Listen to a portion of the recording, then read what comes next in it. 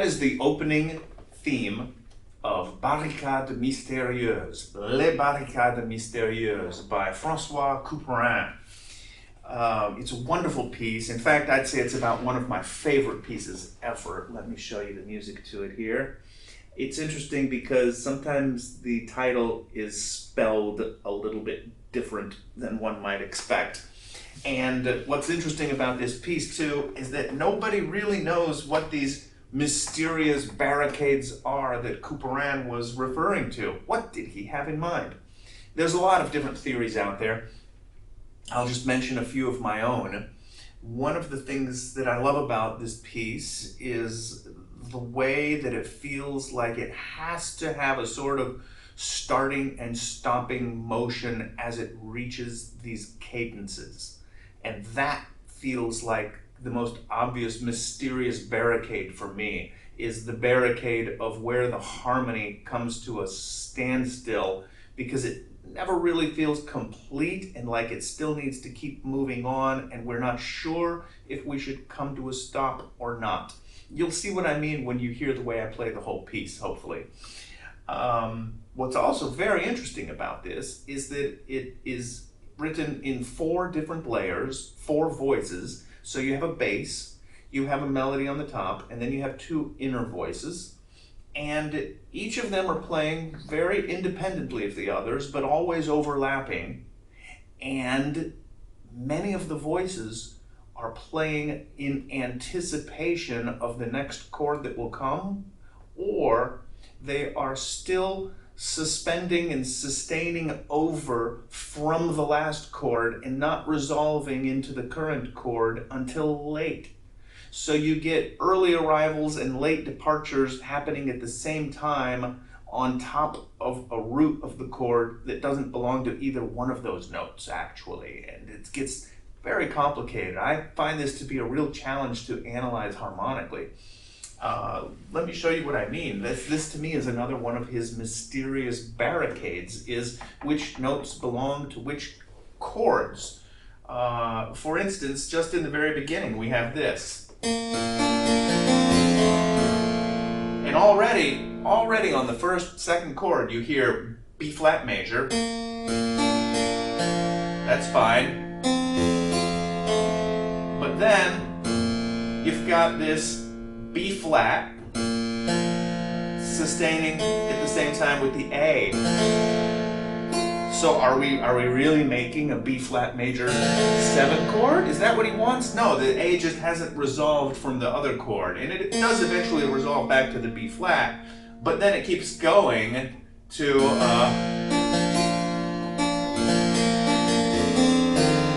now we got a F7, dominant 7, with the G coming already, and the G's holding at the same time that we have these other notes. So you get these beautiful clusters of sound that make strange 7th and 9th chords like you would only hear in contemporary jazz, but they're only happening here in a transient sort of way, overlapping each other. Another thing that I thought of that these mysterious barricades could be was when I got my hands on this beautiful French double manual harpsichord, which, by the way, is a Hubbard. It's made by Frank Hubbard, and it is supposed to be a replica, or at least it's modeled after a harpsichord built by Pascal Tascan in Paris in 1769. So this French music of Francois Couperin from the 1700s is perfect for playing on this instrument that would have, as they would have played it in the 1770s, let's say. And with this double manual, now Couperin might not have intended this piece to be played on a double manual instrument. He does not designate whether you should play on the upper or the lower manual, as they rarely ever did designate in those days. But now that I've got it at my disposal here and I can do something interesting with it, I thought I could make some of my own barricades here to mysteriously try to break through. And so the piece is in the form of a rondo. You have the rondo theme, which you've already heard, and that rondo theme comes back frequently, but intermittently you hear what's called a couplet, a couplet. There's the premier couplet, the first and the second couplet, and the third couplet. And after each couplet, you go back to the original theme. So it's sort of an A, B, A, C, A, B, A. That's what the form seems like. And so what I thought of doing, the A section actually repeats the first time. So the first time I play,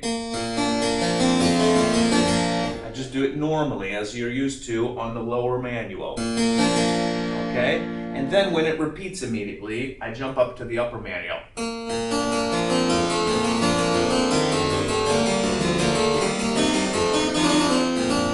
And it feels like we're going somewhere incomplete.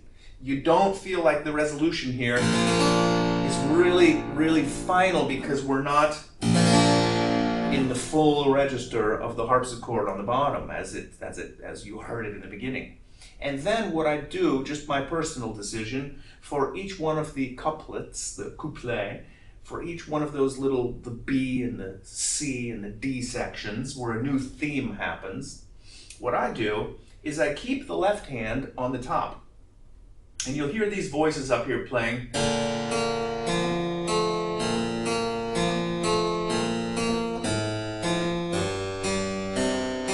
You hear how they're overlapping, but it's two distinct voices. And that's the left hand, while the right hand playing the melody and another voice down here will be on the lower manual. So it sounds like this.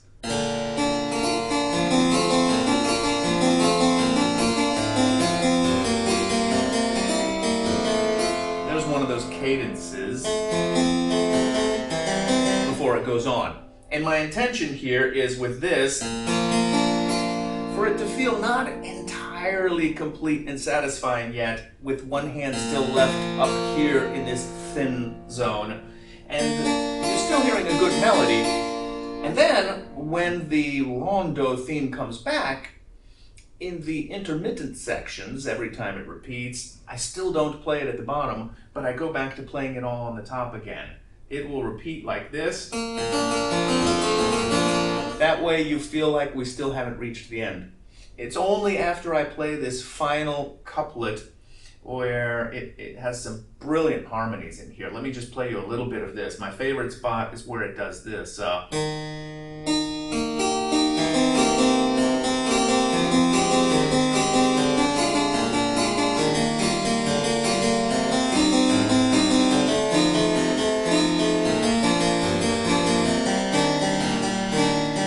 those just rich harmonies? They're wonderful.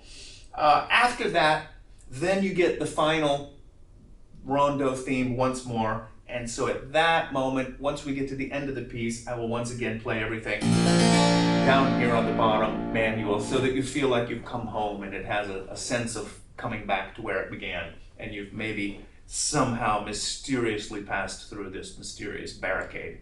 One more thing I meant to say about this piece is that it is written in what is called the style brisé or style lutté, which means that it is in either the broken style or the lute style. This is where harpsichordists, particularly in France at this time, were inspired by lute playing.